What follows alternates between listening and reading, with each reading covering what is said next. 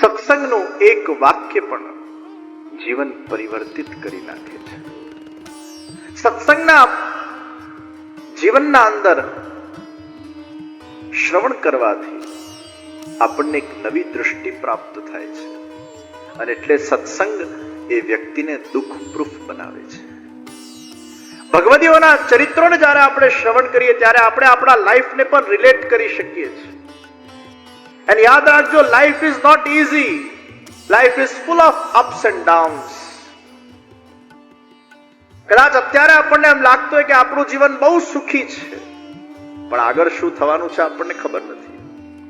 અને જીવનના અંદર ઢગલે ને પગલે, અને એટલે જ ભગવાને આજ્ઞા કરી ભગવદ ગીતાના અંદર, આ સંસાર એ દુઃખાલય છે.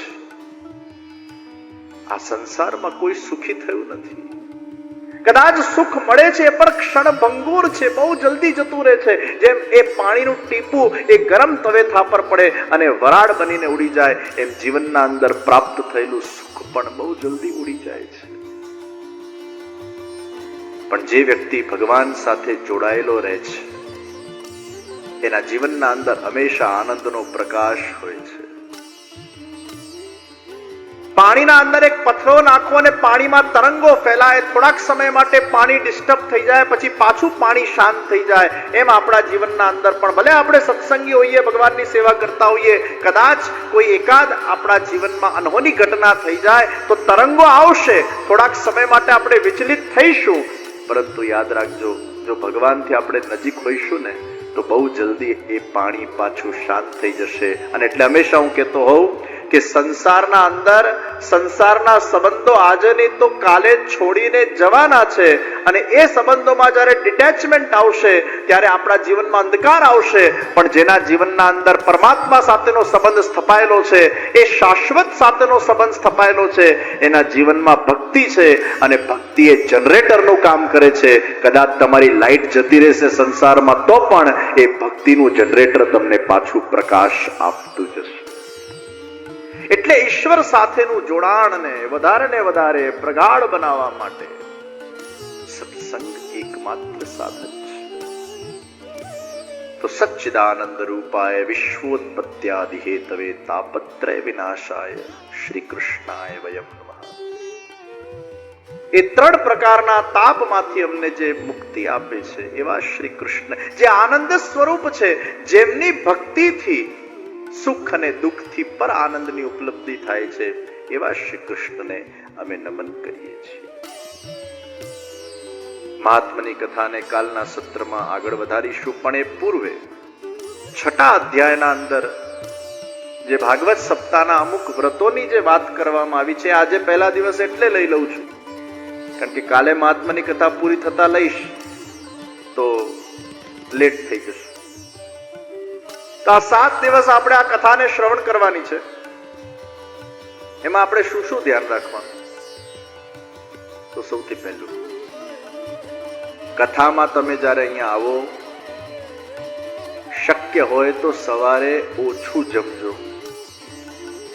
કારણ કે પેટ ખાલી તો માઇન્ડ એક્ટિવ. પેટ ભરેલું તો પછી માઇન્ડ આપણું લેઝી થઈ જાય.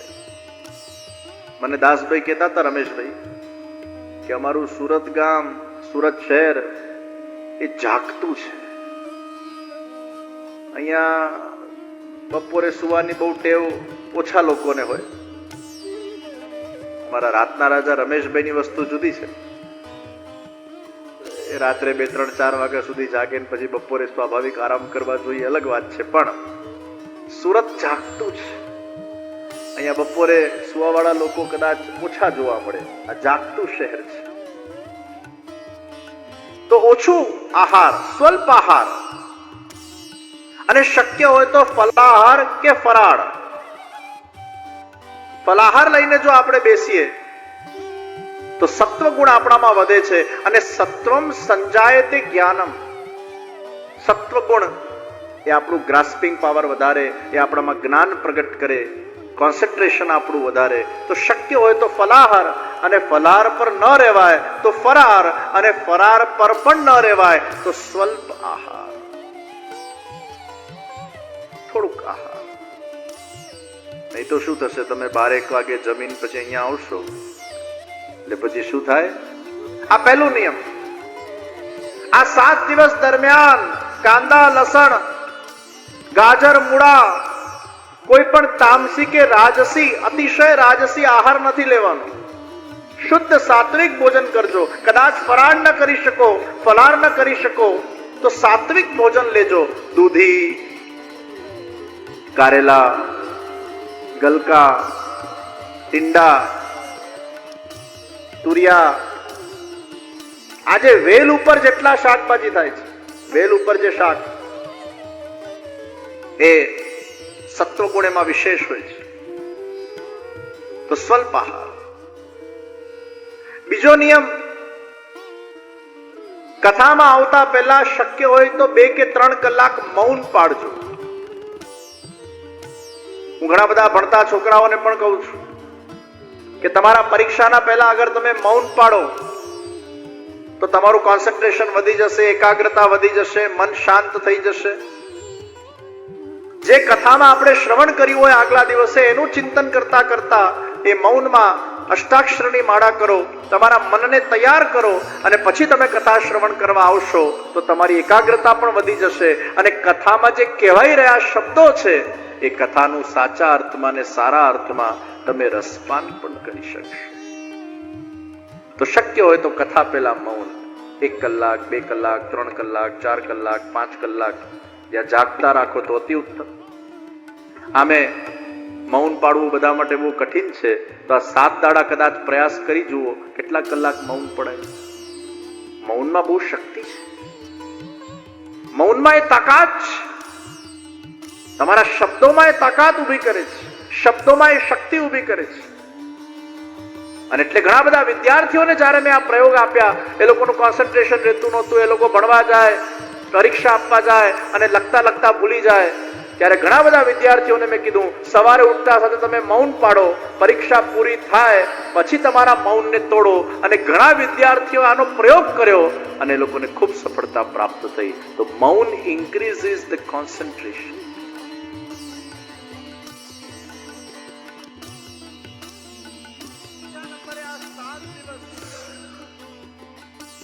સત્ય, શૌચ, પવિત્રતા, બ્રહ્મચર્ય, આ બધા જે નિયમો છે એ નિયમોનું આપણે પાલન કરીએ. કારણ કે 3-4 કલાક તમે જ્યારે કથાનું શ્રવણ કરો અને તમારો અંતર્યામી કૃષ્ણ તમારા હૃદયના અંદર જ્યારે બિરાજમાન થઈ જતો હોય, આ 7 દિવસ આપણા હૃદયરૂપી સિંહાસનને, આપણા મનને એવા પવિત્ર રાખવાનું છે ત્યારે પ્રભુ એમાં પધારતા હોય, બિરાજતા હોય. આપણે શુદ્ધ રહીએ, પવિત્ર રહીએ, સત્ય બોલીએ, બ્રહ્મચર્યનું પાલન કરીએ,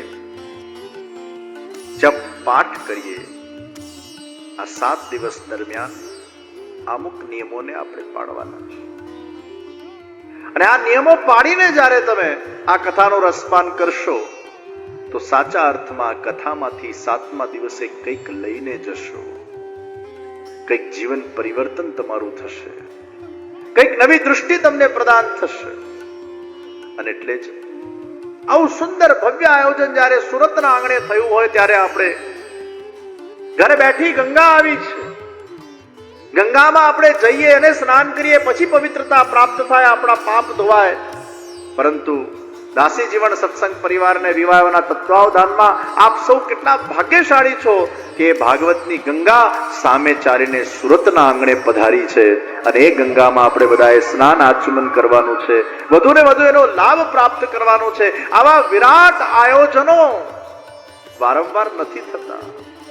એ તો રમેશભાઈ ધડુક જેવાનું સાહસ, શક્તિ, લોકોને ભેગા કરવાની સંગઠન શક્તિ, જનશક્તિ, દાનવીરોની દાન શક્તિ, અસંખ્ય કાર્યકર્તાઓની મહેનત, આ બધું જ્યારે ભેગું થાય ત્યારે આવા આયોજનો સાકાર થાય. અને આવા આયોજનો વારંવાર કરવા બહુ કઠિન હોય છે.